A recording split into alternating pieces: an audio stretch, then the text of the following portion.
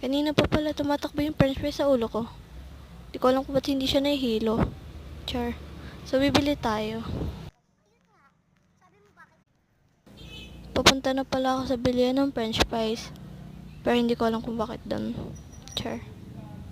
Sa mga oras na to, take 2. Nagdadasal na talaga ako na sana bukas kasi lagi talaga silang sarado kahit minsan lang. At ayun, bukas po sila. Praise God.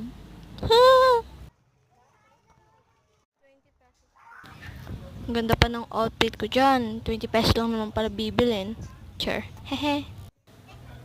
Sa mga oras na yun, akala ko mapapasa kamay ko na yung french fries. Pero hindi pa pala kasi naghintay pa ako ng ilang minutes para hintayin yung mayonnaise.